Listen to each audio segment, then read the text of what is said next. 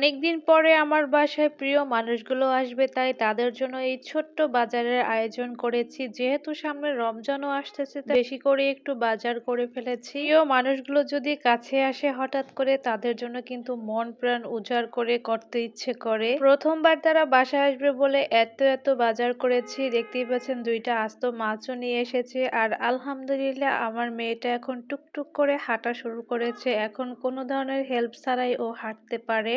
মেহমান খুব তাড়াতাড়ি চলে এসেছে, আর তারা কি কি এনেছে সেগুলো আপনাদের সাথে একটু শেয়ার করলাম। এখানে মিষ্টি, ফল, বিস্কুট, চানাচুর সবকিছুই কিন্তু নিয়ে এসেছে। যেহেতু তারা খাবার টাইমে এসেছে, তাই তাদের জন্য বেশি নাস্তার আয়োজন করিনি, শুধু এখন নুডলস করে দেবো। এটা খেয়ে সকালের খাবার খেয়ে নিবে। আমি এখন ফ্রিজ থেকে মাছ, মাংস সবকিছু বের করে নিয়েছি। এগুলো ভিজিয়ে রেখেছি, দুপুরের জন্য রান্না করব। চুলায় এখানে ডিম সিদ্ধ বসিয়ে দিয়ে আমি ব্লেন্ডারে মশলাটা করে নিচ্ছি, যাতে করে আমার কাজগুলো আগে গুছিয়ে নিতে পারি। আর যে কোনো কাজ গুছিয়ে করলে কিন্তু খুব দ্রুত সেটা শেষ করা যায়। মশলা করা হয়ে গিয়েছে, এখন আমি গরুর মাংসটা হাতে মেখে কুকারে বসিয়ে দেব। যেহেতু আমার একটা চুলা, তাই এক চুলাতে এতগুলো রান্না করতে করতে অনেক লেট হয়ে যাবে, তাই আমি মাংসটা কুকারে বসিয়ে দিলাম। এদিকে সব কাটাকাটির কাজ চলছে, আর কাটাকাটি করে আমি এখানে সবকিছু হলুদ লবণ দিয়ে মেখে রেডি করে নিব ভাজি করার জন্য। যেহেতু রোস্ট মাছ সবকিছুই ভাজি করতে হবে, তাই আগে লবণ হলুদ মেখে নিচ্ছি।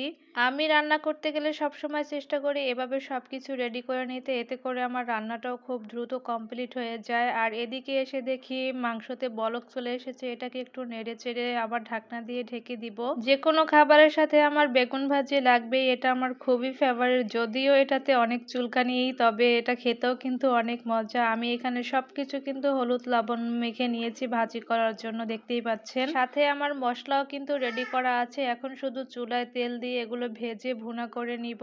শুরুতেই আমি রোস্টের পিসগুলো দিয়ে দিচ্ছি, এগুলো উল্টে পাল্টে ভেজে নিব। আর রোস্ট ভাজি করার সময় আমি সবসময় ঢাকনা ব্যবহার করি, এতে করে তেল বেশি একটা ছিটে না। রান্না করার সময় রান্নাঘরের অবস্থাটা ঠিক কিরকম থাকে সেটাই আপনাদের সাথে একটু শেয়ার করলাম। এখানে আমি মাছটাও ভাজি করে নিয়েছি এবং ডিমটাও ভাজি করে নিচ্ছি, দেখতেই পাচ্ছেন। একে একে আমি সবকিছুই ভাজি করে নিচ্ছি, আর এখন বেগুনটা ভাজি করে নিব। ফাঁকে কিন্তু আমি মাছটাও ভুনা করে নিয়েছি। তো 2টা আইটেম কিন্তু আমার হয়ে গিয়েছে। এদিকে রোস্টটাও কমপ্লিট। রান্না বান্না তো মোটামুটি আমরা সবাই পারি, এই জন্য আমি ডিটেলে কিছু আপনাদের সাথে শেয়ার করলাম না। এদিকে পোলাওটা করে নিয়েছি, তো দেখতেই পাচ্ছেন আমার রান্না বান্না কিন্তু অলমোস্ট কমপ্লিট হয়ে গিয়েছে। দুপুরে খাবারের টাইমও হয়ে গিয়েছে, তাই আমি এখানে সবার জন্য খাবারটাও বেড়ে দিয়েছি। আর সবাই মিলে আজকে নিচে বসে খাবো। এতদিন তো টেবিলে খেয়েছি, নিচে বসে খাওয়ার মজাই কিন্তু অন্যরকম। সবাই মিলে একসাথে খাওয়ার মজাই অন্যরকম।